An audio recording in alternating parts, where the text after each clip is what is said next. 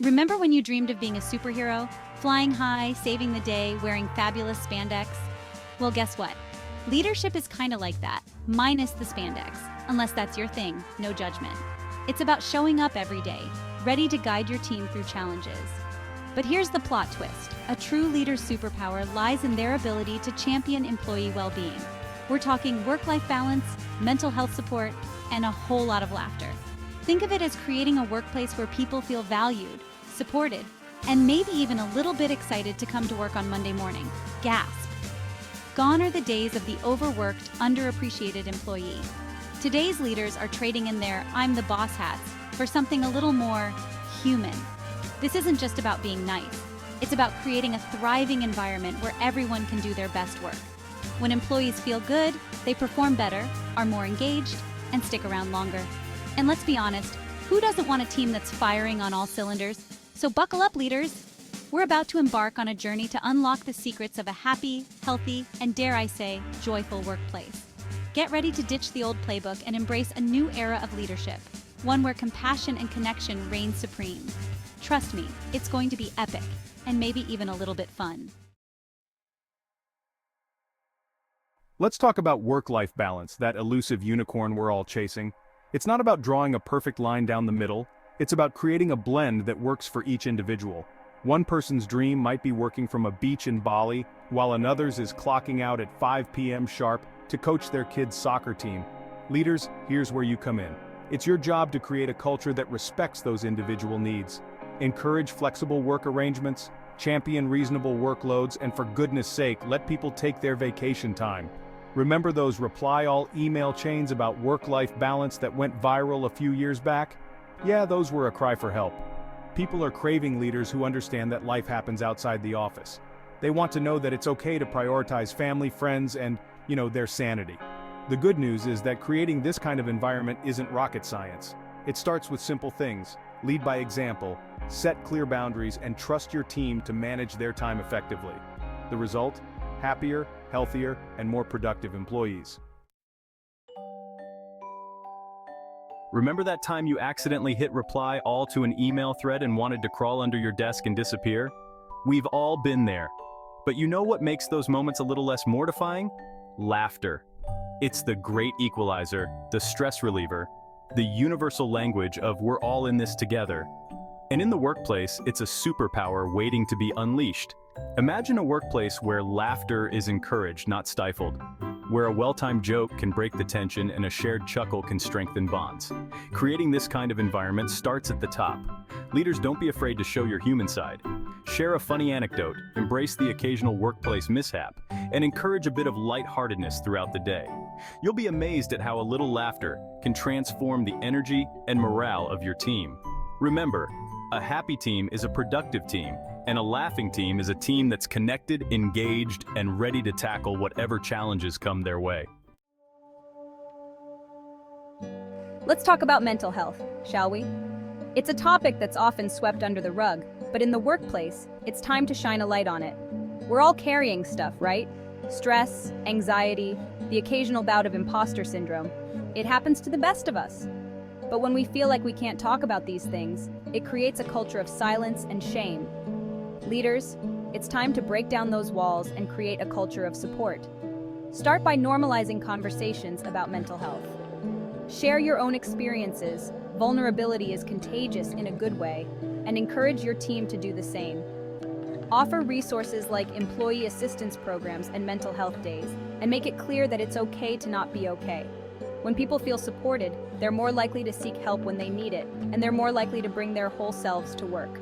Remember, a workplace that prioritizes mental health is a workplace that values its employees as human beings, not just cogs in a machine. Section 5. Real-world role models, companies that get it right. Who's doing this whole happy employee thing really well? Let's look at some rock stars who are setting the bar high. Google free gourmet meals, on-site massages, and nap pods. Sign me up. Google knows that happy employees are productive employees. Patagonia. Want to go surfing on your lunch break? No problem. Patagonia encourages employees to prioritize their passions and offers generous time off for outdoor adventures. Zappos. This company is famous for its incredible customer service, and it all starts with their focus on employee happiness. Zappos offers extensive training, a fun work environment, and a culture that celebrates individuality. These companies get it. They understand that investing in employee well-being isn't just the nice thing to do, it's good for business. They're reaping the rewards with higher morale, increased productivity, and lower turnover rates. Section 6, small changes, big impact, easy wins for leaders. Okay, leaders, ready for some actionable advice? Here are a few simple things you can implement today to boost employee morale and create a more positive work environment. 1. Start with a smile. It sounds cheesy, but a genuine smile can go a long way. Make eye contact, greet your team members by name, and show them that you're happy to see them. 2. Encourage breaks. We all need a mental time out now and then. Encourage your team to step away from their desks for a few minutes, grab a coffee, or take a walk outside. 3. Celebrate successes. Big or small, take the time to acknowledge and celebrate your team's accomplishments. A simple thank you or a round of high fives can go a long way in boosting morale. 4. Offer flexible work arrangements. When possible, allow employees to adjust their schedules or work remotely. This can make a huge difference in their work-life balance and overall well-being. 5. Provide opportunities for growth. Everyone wants to feel like they're moving forward. Offer training programs, mentorship opportunities, and pathways for career advancement. Remember, even small changes can make a big difference. Start by implementing 1 or 2 of these ideas and see how your team responds. Section 7. The ripple effect. How happy employees make a happy bottom line. Here's a secret. Happy employees are good for business, like really good. When people feel valued, supported, and engaged, they bring their A game every day. They're more productive, more creative, and more likely to go the extra mile. And guess what? That translates into a healthier bottom line. Happy employees mean increased productivity. When people are happy at work, they're more focused, engaged, and productive. They're not bogged down by stress, negativity, or burnout. Reduced absenteeism. Nobody wants to come to work when they are miserable. When employees feel valued and supported, they're less likely to call in sick or take unnecessary time off. Improved customer service.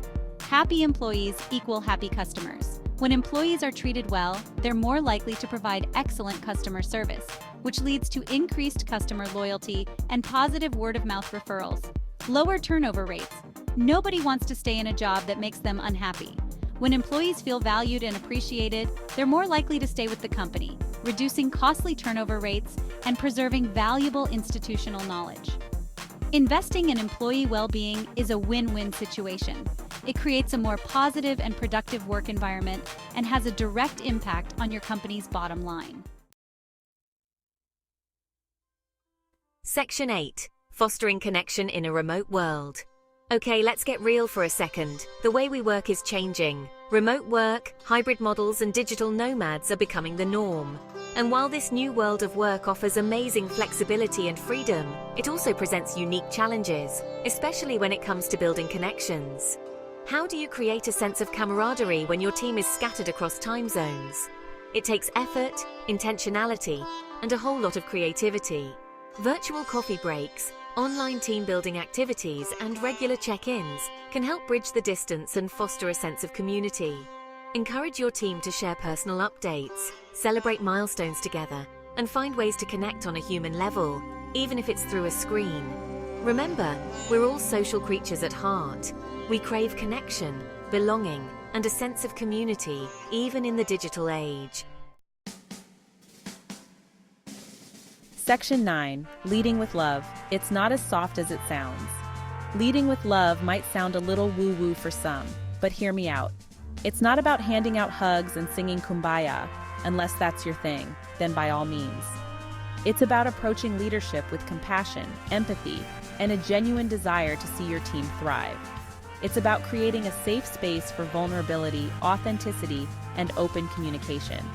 It's about recognizing that your team members are human beings with lives, families, and emotions outside of work.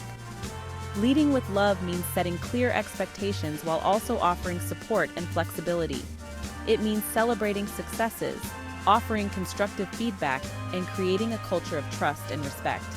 It's not always easy, but the rewards are immeasurable. Section 10. A happy ending. The future of work is human. The future of work isn't about robots taking over, at least not entirely. It's about recognizing the humanity at the heart of every organization. It's about creating workplaces where people feel valued, supported, and empowered to do their best work. It's about ditching the old playbook of fear and intimidation and embracing a new era of leadership, one that's rooted in compassion, connection, and a deep understanding of what truly motivates and inspires us. So leaders, let's step into this new era with courage, empathy, and a whole lot of heart. The world is changing, and the way we work is changing with it. Let's create a future of work that's not just productive, but also fulfilling, meaningful, and dare I say, joyful. The power is in our hands to create a workplace where everyone can thrive. Let's do this.